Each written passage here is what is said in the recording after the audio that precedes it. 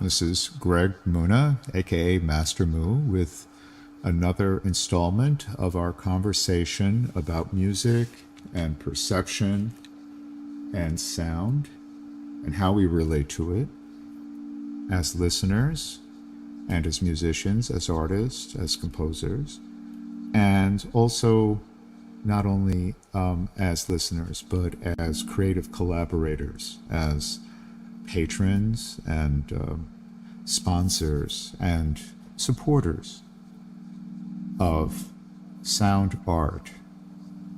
And we talked about that last time, about patterned sound, which is structured by artists, by creative composers, and by careful musicians to keep the attention in the present moment.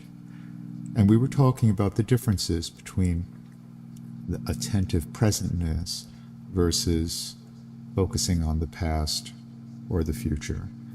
And we were saying that the characteristic of really valuable artistic experiences, whether it is in literature or in, architecture or film, music, in any type of creative expression, poetry, fiction, drama, you name it, dance, is that your attention is always kept in the present moment without it being a manic,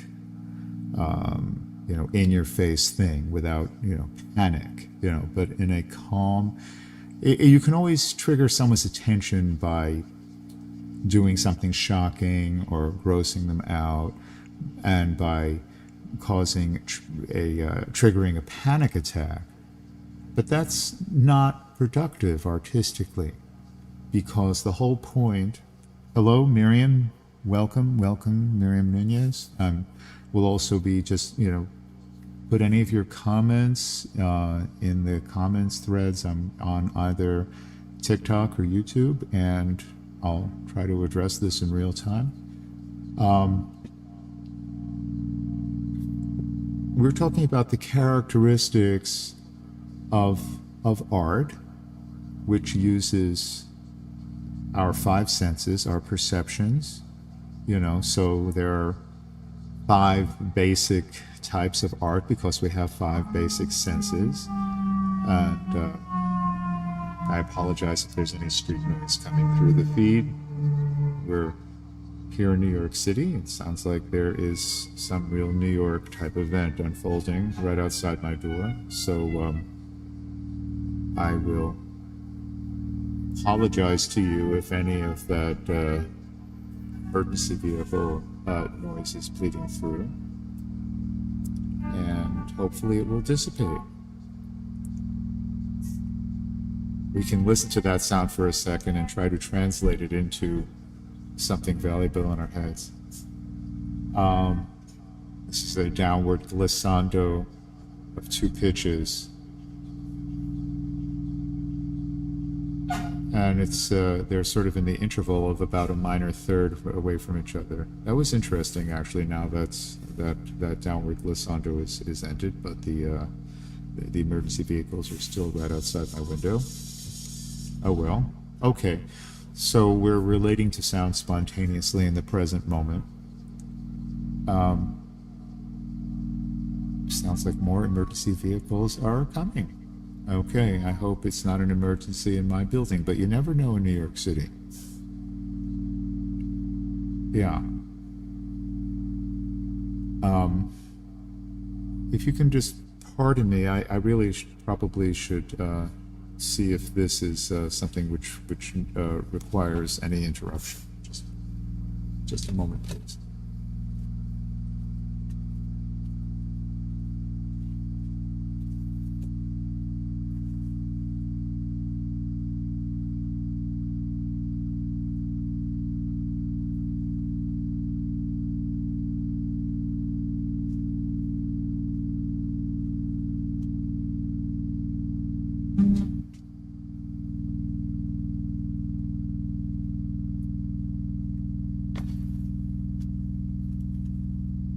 Okay, I'm I'm sorry. I think I'm going to have to cut this episode of the live broadcast down because there seems to be a problem in the street. Um, Let me just finish briefly the thought that I wanted to connect to, and then we'll try to flesh it out more in our next talk. And once again, I apologize if there's any ambient noise getting in the way of your perception. The the Yeah, I was talking about that the creative art is all about our sensory perception in the present moment, and the physical senses, sight, hearing, smell, taste, and touch. And the fine arts tend to be related to sight and hearing. But I do think that the other senses are capable of fine arts. In other words, when we think of art, we think of painting, things that we can see, painting, sculptures, and so on, architecture. We think of things that we can hear, theater, music, and so on. And then we think of things that have both elements, like literature, which is visual on the page, but also auditory, sonic when it's performed, when it's read, and stuff like that. I personally believe that the other senses are capable of fine art as well. I think it is possible to think of the highest levels of cuisine, for example, as a type of gustatory art. I think it's possible to think of the highest achievements in scent, fragrance, and perfume, the great parfumier, as olfactory art.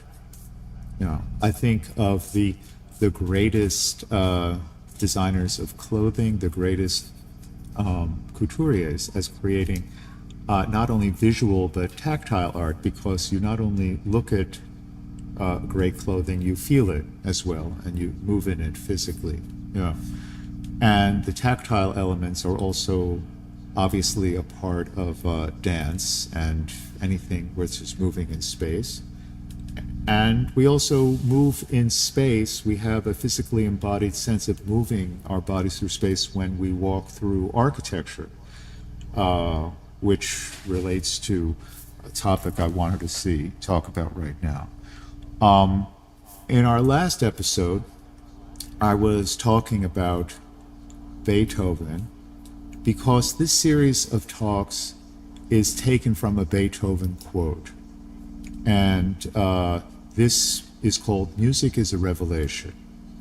Music is a Revelation with Greg Muna, aka Master Mu. And I take that from a quote from Beethoven. He said, "Music is a higher revelation than all wisdom and philosophy. Music is the electrical soil in which the spirit lives, thinks, and invents." I'll repeat that once again. And again, this is translated from the German, so my German's a little rusty, so please forgive me if I read these originally German quotes in English translation. Beethoven said in his conversation books, "Music is a higher revelation than all wisdom and philosophy. Music is the electrical soil in which the spirit lives, thinks, and invents." Now, we talked about that last time, that when people hear this quote, they may initially think that he was on an ego trip, that he was elevating himself to some sort of level that no musician should. And there are plenty of people for whom music is just pleasant background sound for daydreaming or for other activities, something that's in the background while you're at work, or something that's playing in the background at a nightclub, or something that's playing at home while you are, eating or making love or doing other activities. But that's not the sense in which Beethoven was talking about music. Beethoven was talking about music where we actually focus 100%, where we practice non-dual perception, where we focus our attention completely on sound. And he put all of his training, all of his craft, all of his discipline, all of his passion into composing structured sounds that would keep us in the present moment. And I talked about that in our last episode in terms of his great opera Fidelio, which I went to see with my wife on Friday because we were celebrating International Women's Day. It's part of our sort of celebration of the greatness and the excellence and the genius of women. And this is what Beethoven celebrates in that opera, Fidelio, because its protagonist is a fearless, strong woman who risks everything in the fight for justice and to save her husband for love. And in the larger fight for justice, for against tyranny, and for self-determination, and the goals of the French Revolution: fraternity, equality, and liberty.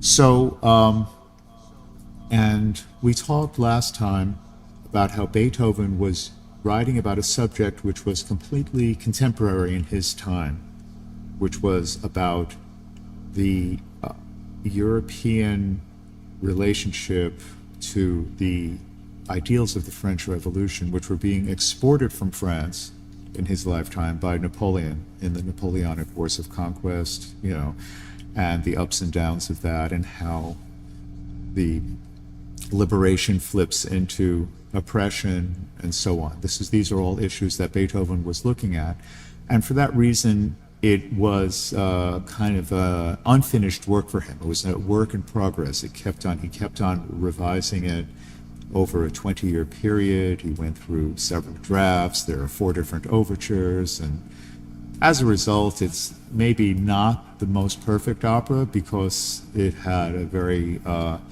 lumpy gestation, but it's really from the heart, and it really is an amazing portrayal of its central protagonist. And the women who were in it, Lisa Davidson as Fidelio, Leonora, who takes on the alter ego of Fidelio. She has to give up temporarily her gender identity as a woman in order to infiltrate the prison system to save her husband, and where she becomes the romantic object of Marcellina, who was played also wonderfully, sung wonderfully by great soprano Ying Fang. So we had 2 great sopranos, Lisa Davidson from Norway, Ying Fang, I believe, who was Chinese, and with a great woman conductor, Johanna Melke.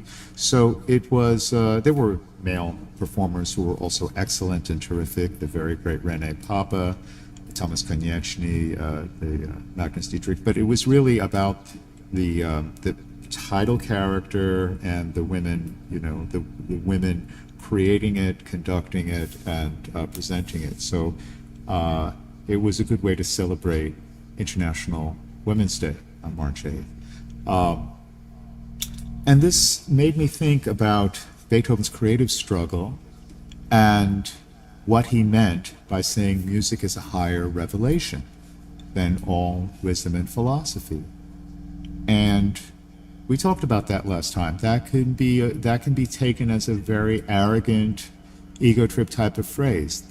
Higher than all wisdom and philosophy. What could Beethoven possibly mean by that? And in our discussion last time, the contrast between, say, music, which unfolds immediately, versus wisdom and philosophy, which unfold gradually. through study and reflection, through tradition, through text, through instruction, so on, and where the path of wisdom and philosophy is one of gradual study and reflection that goes on within the individual, combined with contemplation, meditation, right? And that can have a lot of twists and turns, and as it unfolds over time, the study of wisdom and philosophy requires a tremendous investment of time into books, study, vocabulary, translations. There may be mistranslations, there may be misleading interpretations. Eventually, you have to arrive at your own interpretation in order to find wisdom and philosophy in the present moment. But that is the ultimate goal of wisdom and philosophy, is that you find wisdom and philosophy in the present moment. I think, well, from our conversation from last time, what Beethoven was saying, that music is a higher revelation than all wisdom and philosophy, is that Beethoven is saying is that the experience of music unfolds in the present moment. And if the composition and the performance of the music are successful, you stay completely in the present moment. Which, in order to do that, the composer cannot simply copy styles of the past. The composer has got to build upon whatever she or he learned in the past, but to make it new, to make it present, not to simply stylistically recreate the past. And that is very difficult for any artist. That means you have to study everything in your field, and you have to really examine it in terms of, what does this mean for me now in the present? Meaning, every note that you play on the piano, you have to ask yourself, what does this note mean for me now? Not just, I take it as it is, and if you play a chord, what does that chord mean to me now? It's not just, well, I'm going to use this chord because people have been using this chord for centuries or thousands of years. And if you take a chord progression, 1, 5, 1, you ask yourself, what does this mean to me? Not just, I'm using it because it's traditional. So that's the job of the composer. And the composer has got to go through training and discipline, and has to practice every day in order to keep his or her technique fresh, so that the finished result, sound unfolding in the present moment, will keep the listener engaged in the present moment. And this is what a great composer like Beethoven achieves in a great work like Fidelio. And a great performer like Lisa Davidson brings all of her technique to that present moment, so that you stay focused on that with energy, with charisma, but also with technique. And it takes constant practice and humility. A great musician has got to practice every day, even though they're already great, even though they've been practicing since childhood and they're now in adulthood or middle age or beyond. They still have to get up every morning and start from scratch, practice their scales, practice their solfege, practice their rhythm, practice their sight reading. This is what performing musicians have to do. And composers have got to practice the basics of their craft every day in order to keep their technique at the right level, the level that can produce that result of sonic presentness. So the basic techniques that we as composers learn when we're kids, which are counterpoint, harmony, rhythmic dictation, all that sort of stuff, we have to continue practicing that into adulthood our whole lives.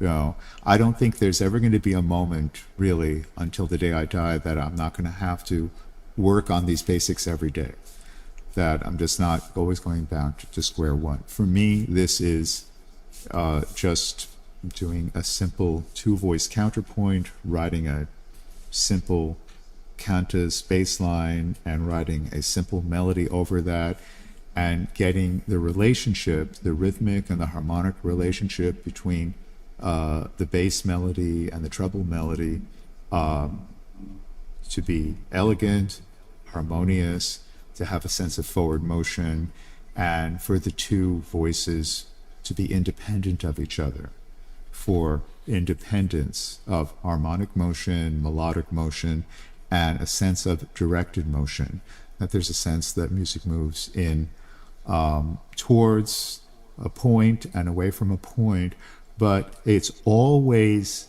unfolding, interestingly, in the present moment. Beethoven does that. Beethoven keeps that tension of counterpoint going at all times. So you never space out. You never have time to think about, I don't know, shopping or doing something else. When you're at a good performance of a Beethoven symphony or his only opera Fidelio, you're completely engaged at every moment, and you can't go anywhere else. You can't go into the past, into a happy, nostalgic memory of the past. You can't just use the music as a soundtrack for that. And you can't relive trauma, a painful regret of the past. You incorporate your past happiness and your past trauma into your present experience. And this is what is thrilling. This is fantastic when it is achieved. But this is not pop music. This is not what people want to pay for. This is not music which holds its own in a commercial marketplace, because the music that holds its own in a commercial marketplace is music which is useful for something else that can be played, well, to keep people shopping or dancing or buying alcohol or you got it. You understand what I mean. Okay? So how can that work economically? How did that work economically for Beethoven himself? And the answer was patronage.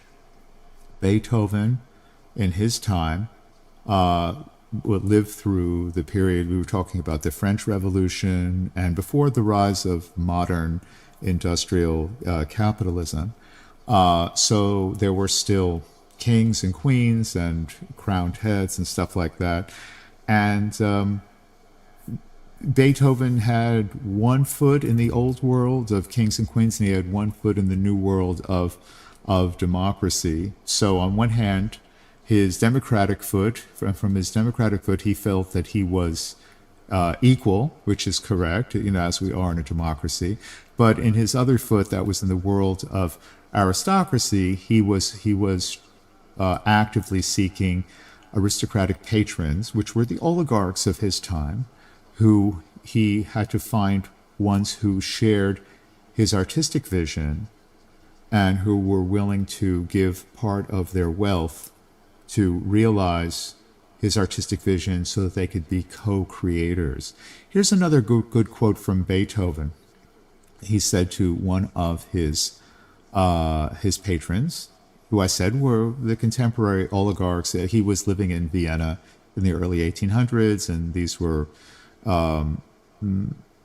aristocrats from various European countries, mostly Austrian and Russian. He said, quote, "What you are by accident of birth. What I am by myself. There are and will be 1,000 princes. There is only one Beethoven." Let me repeat that quote. And again, when we hear these quotes from Beethoven, we think, is he just puffing himself up, or is he really telling the truth? Let me just say it again. It's a quote from Beethoven. "What you are by accident of birth. What I am by myself. There are and will be 1,000 princes. There is only one Beethoven." And of course, we know that's true because The wealthy aristocrats who sponsored his work, we only know them in history because they sponsored him. There was only one Beethoven. And his patrons who supported him, they're in the history books, even though they were the most rich, most famous, most celebrated people of their times, living in fantastic palaces with, the beautiful families and wives and clothing. We only know them because they made the creation of great art possible. Great art that was not, that could not be made any other way because it was not meant for background. Great art which was meant for the foreground, for complete present attention, which does not allow itself to be commercialized, because only something that you can view as a background thing can be commercialized, like most soundtrack music and pop music and stuff like that.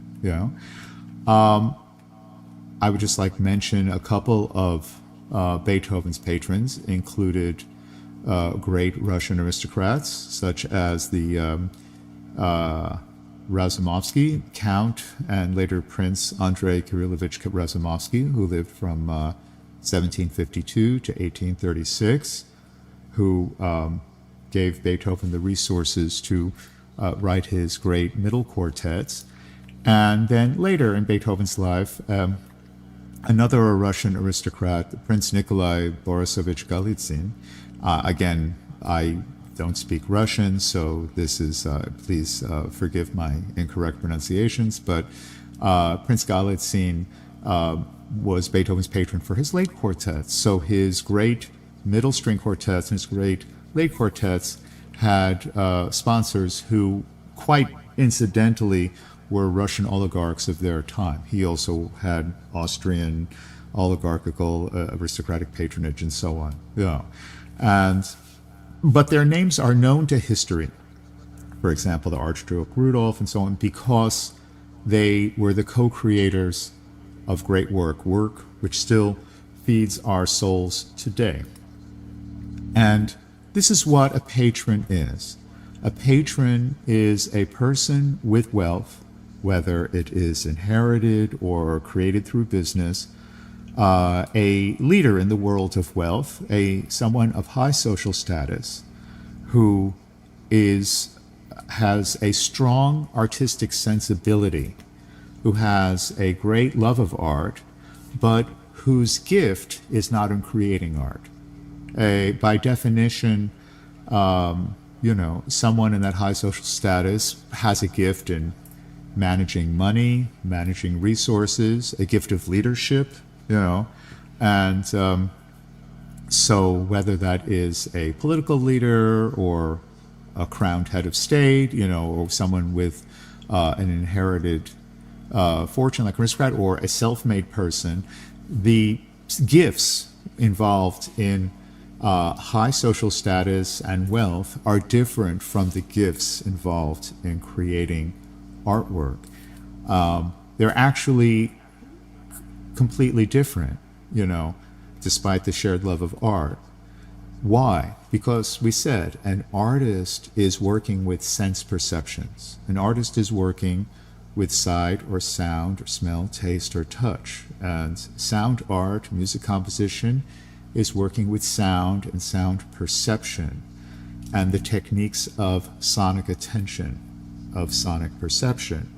Whereas leadership has to do with actually our survival drives, has to do with in our social interactions. Someone rises to a high position in society because that person understands the basic dynamics of what people need and want to survive and thrive and to flourish socially, in terms of reproduction and also in terms of prevailing in warfare and so on. So in terms of competition and in terms of courtship and family and so on and so forth, this is where leadership is. right?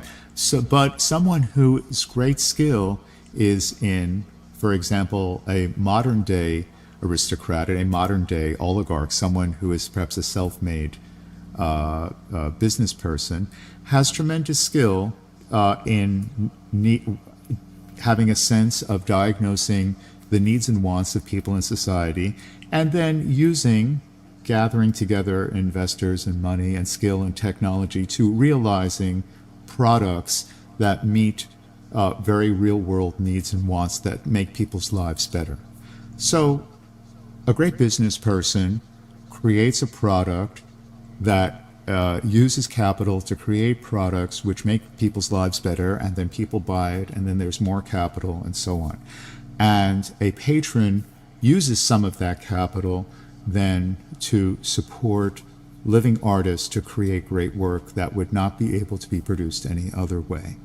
And this is what has created all the greatest masterpieces of Western civilization up through the time of Beethoven. In the post-Beethoven era, there's been a decrease in individual patronage. There's been the rise of institutional charity. Wealthy people just tend to now give, if they make philanthropic donations, it's generally to arts institutions, and then other people make those choices. And compared to the upper class patrons of centuries past, it's completely hands off now. Other people, very few people are directly involved in working with living artists in the studio and creating new work. And this is why we don't have as many, this is why we don't have other Beethovens, this is why we don't have other great work happening, because people are now dependent upon institutional sources, institutional support, and that's never going to be as daring and as vibrant and as passionate as one person of tremendous vision and wealth supporting another person of tremendous vision and skill and artist. So this is actually where we need to go in the 21st century. We need a new type of artistic patronage. We need a new Andrei Razumovsky. We need a new Prince Nikolai Galazin, and new Archduke Rudolph. We need people of sensibility, of taste, of wealth, who say, this, I want to create a permanent legacy. I want to live forever by collaborating with an artist who has skill, who has technique, and who is able to create sensory patterns which unfold in the present, which are completely captivating. Patterns of sound in music composition, visual patterns of art, and so on and so forth. This is what we need, because institutional support through governments, government grants, stuff like that, that can keep large things functioning, like institutions, museums, concert halls and stuff. But museums, concert halls, by definition, are all about preserving the great works of the past. That will never result in creating great new works of the present. And only great new works of the present can keep us completely focused in the present. A vital artistic culture is one in which artists are working with patrons to create great new works in the present by constantly creating great new works in the present, and by cultivating patrons and listeners and audiences in the present. That keeps the past alive and real and healthy in the present, and it doesn't slip into nostalgia. If we are not living in the present, if we are not creating greatness in the present, then we're just going to move into a nostalgia trip, and we're just going to be just listening to Beethoven's music that was written 200. That's great, but we need something new. We need something that aims as great as he did, but now, and in a way which is as true to technique and to presentness now as he was in his time. We don't need to just imitate his style. We need to reinvent everything that the greats of the past, like Beethoven, created, and to recreate them in the present, so the present is moving towards the future, not towards the past. And this was, the idea of modernism, which a lot of people put down. But really, I am a modernist, because the basic idea of modernism, I am a neo-modernist, because I build my work, I try to create something new while still preserving all of the techniques of the past. So I don't reject the past. If you think of modernism as just 0 hour, eliminating the past and just working from totally new, no, I don't believe in that. I believe that I have to use everything that all of my predecessors, that everyone I respect, Bach, Beethoven, Mozart, going all the way back. In the case of Western music, certainly at least to Hildegard of Bingen and, to the 11th century, the 12th century, and really going back in terms of music theory to Pythagoras in ancient Greece, and then his ideas which ultimately emanate from, who knows, ancient Egypt or Africa, Asia. We don't really even know where Pythagorean musical theory emanated from, because it's sort of lost in the foggy ruins of ancient history, but it's there. So we have a living lineage that goes back not only tens, not only decades, not only centuries, but really millennia, which goes back thousands of years of people who have been seriously striving. And we know this from ancient mythology. We have the ancient mythological heroes of Orpheus in Greek mythology, and we have biblical figures like David and other musicians in the ancient histories of the Bible, in every tradition of the idea of music being composed to connect human beings to the highest level of cosmic intelligence, that music is a higher revelation than all wisdom and philosophy. Beethoven said, music is the mediator between the spiritual and the sensual life. And he said, music is the electrical soil in which the spirit lives, thinks, and reflects. And Beethoven also said, music is the one incorporeal entrance into the higher world of knowledge which comprehends mankind, but which mankind cannot comprehend. We're translating into English what he said in German, and the general German term for this attitude of complete seriousness of art is Kunstreligion, or art religion. And Beethoven believed in it, and I believe in it, and I want you to believe in it too. But in order for us to realize this, to say what we know is true, we have to overcome the doubt of the world that just views all art as just distraction, as showbiz, as another thing to sell something else, and as just a thing, as just ear candy or eye candy or whatever type of candy. And that is commercial art, right?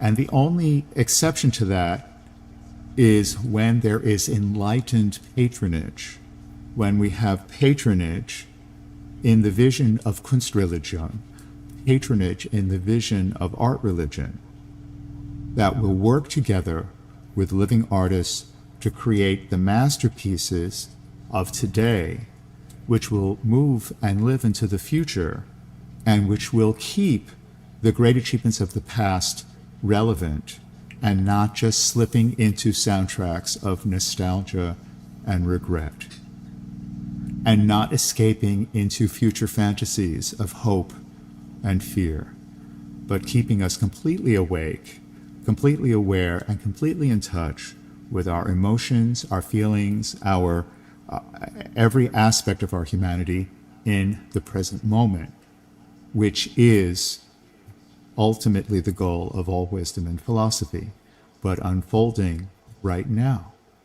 Now, this connection between patron and artist, which was so central to Beethoven's life, and which I was reflecting on Friday night when I saw Fidelio at the Met, continued this weekend. My wife and I, we saw the wonderful film The Brutalist, with Adrian Brody as an architect. And it was about architecture. I believe it was Schiller who said that architecture is frozen music. Architecture is frozen music. I'll have to check that quote for next time. But the subject of this film was how a visionary artist creates a new type of beauty in the post-war period by collaborating with patron, contemporary patronage, which is a businessman, someone who creates an industrialist who achieves great wealth, through the war and so on, and it's all about the human side of that. We are humans. We have weakness. The patron is a deeply flawed individual. The artist is also a deeply flawed individual. He's has, spoiler alert, he has drug problems, all sorts of personal problems. But ultimately, despite the tremendous negatives they achieve in creating together great art, a great monument of contemporary architecture, which takes the old principles of art and makes it completely new by incorporating the trauma of the past into a present expression and turning the past trauma into present and future joy. And the Bravo Brady Corbett, the director, and his wife who wrote it, a beautiful collaboration between husband and wife, another continuation of, of Women's Day, and a truly not a perfect film, but a film that everyone should see because it shows the artistic process and the deep source of it in pain and trauma and complete honesty with oneself and complete keeping one's technique constantly going despite all the setbacks of life. So I will talk more about that, the other thing I wanted to commemorate today is that today is the birthday of the great American composer Samuel Barber. And maybe we'll talk a little bit about Barber's achievement in our next talk. Samuel Barber is famous for his Adagio for strings, which has been imitated in every soundtrack for the past 50 years, but no one has ever matched it, no one has ever surpassed it, and that's why people just tend to use that. And what is the secret? What makes Samuel Barber's Adagio for strings so great? And hint, spoiler alert, counterpoint. He worked on that He worked on that dynamic interaction of treble and bass, which keeps the music fresh and independent and moving forward. And this is that secret sauce, but you can only get it by practicing your technique every day, not just saying, I did that when I was a kid. Okay, I apologize for the background noise of emergency vehicles in the background here, and I think I'm going to close this up now. I will check your comments and I will respond to them, and I just wanted to thank you for listening in, and see you next time at Music is a Revelation with Master Mu, Greg Muna. Okay.